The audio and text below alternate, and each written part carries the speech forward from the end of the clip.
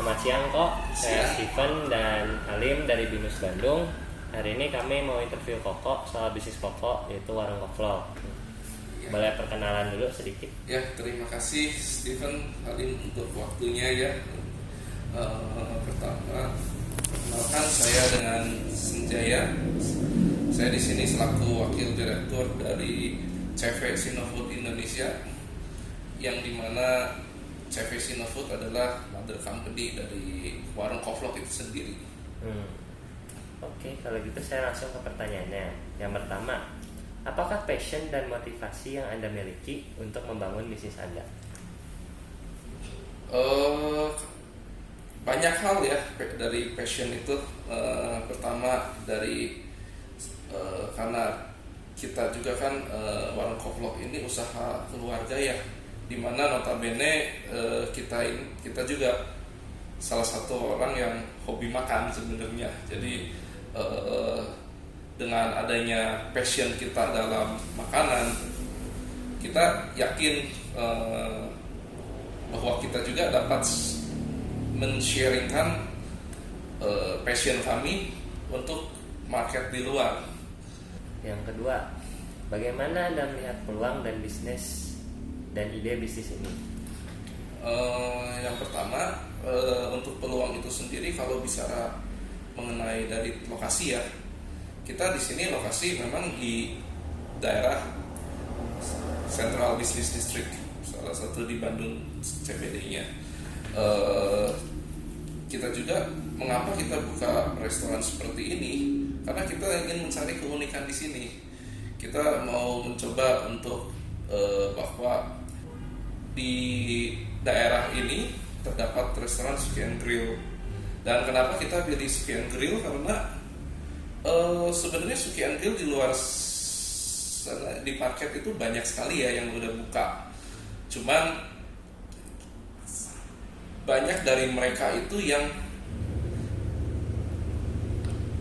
gemar untuk makan dengan gaya Suki and Grill itu. Jadi peluang kami selain dari tempat, kita juga ambil dari demand dari para market di luar. Oke. Kemudian, apakah tipe bisnis Anda apakah sebagai distributor atau langsung dari produsen ke customer? Kalau tipe bisnis mungkin bisa saya sebut B2B ya. Kita selain B2B juga kita bisa mengarahkan customer untuk datang ke tempat. Jadi sebenarnya kalau misalkan bicara tipe bisnis, untuk warung Koflok sendiri ini, karena dia kan di bawah naungan CV Sinofood Indonesia ya. Jadi kalau misalkan di warung Koflok ini sendiri, itu sistemnya kita terima customer. Tapi di warung Koflok juga kita ada supplier daging, karena ya itu B2B-nya itu tadi. Jadi lumayan main di beberapa segmen ya. Oke. Kemudian, apakah dalam bisnis ini Anda memiliki kompetitor? Kalau ada, bagaimana Anda melihat kompetitor tersebut? Apakah sebagai acuan atau halangan? Tentunya kalau kompetitor, apalagi kita hidup di zaman yang modern ya, pasti segala bisnis atau segala usaha pasti ada. Dan tidak juga dengan warung Koflok ini sendiri. Seperti contohnya, banyak sekali dari kompetitor kita yang membuka di segmen yang sama, seperti dengan menu yang sama, harga yang sama, dan juga mungkin promo yang sama. Tapi hal itu bukan menjadi membuat kita down dalam berusaha, tapi juga sebagai pembelajaran buat kita. Karena kalau kita ketahui itu semakin banyak kompetitor, pasti kualitas akan semakin bagus. Jadi tentunya dengan adanya kompetitor yang ada di luar sana, mungkin saya anggap sebagai guru kita guru usaha kita sendiri. Oke. Kemudian, kalau boleh tahu, paten apa aja sih yang ada? yang dimiliki oleh warung Kovlog? Kita memang ada rencana ke arah situ sih, karena kita selain kita bisnis seperti ini, kita rencana juga untuk menjual franchise.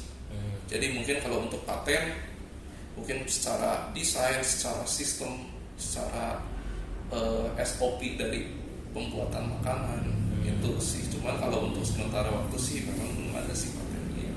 Oke. Kemudian menurut Anda seberapa pentingnya memiliki hak paten? Oh, penting sekali, karena selain kita bisa berkompet di pasar yang luas, kita juga bisa mempunyai, dengan paten ini kita bisa mempunyai specialty tersendiri. Jadi untuk kalau bicara soal market, mungkin jangkauannya akan lebih luas lagi ya, gitu. Dan tentunya kalau bicara soal paten, pasti kan semakin minim untuk ditiru orang dalam model konsep ya. Jadi penting sekali, apalagi kalau kita bicara soal franchise, karena udah ada dasar-dasar hukumnya juga ya dalam pembuatan franchise. Jadi pastinya diperlukan patenisasi. Kemudian yang terakhir, bagaimana Anda melihat bisnis Anda ke depannya?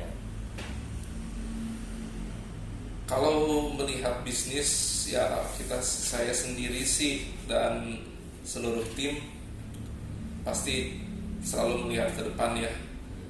Cuman kalau bicara seperti apanya, yang pertama kita ingin memprioritaskan kualitas kita di depan masyarakat, dan juga customer satisfactory is number one priority menurut kita itu. Jadi sebagaimanapun kita ke depannya ini, kita mempunyai visi misi, yakni untuk memuaskan pelanggan. Jadi mulai dari kita membentuk perusahaan dan warung Kovlog ini, kita selalu memikirkan hal itu untuk ke depannya.